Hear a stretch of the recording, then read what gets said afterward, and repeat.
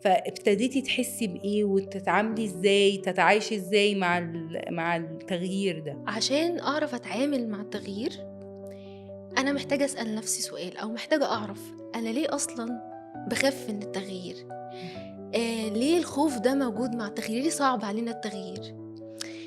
والحقيقة إن إحنا مش بنخاف من التغيير نفسه، مش بنخاف من التغيير كحدث، إحنا بنخاف من إمم. المشاعر المصاحبة للتغيير ده.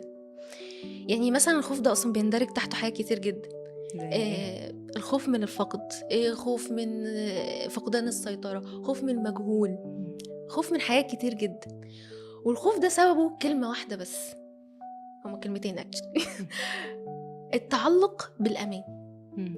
أنا متعلقة بالأمان، ودايمًا يعني زي ما قُلت في الأول هي فطرة، طبيعي إن أنا أتعلق بالأمان، وطبيعي إن أنا أبحث عنه. إمم. بس الفكرة في إيه، التركة في إيه بقى، هو إيه الأمان بالنسبة لي أصلًا؟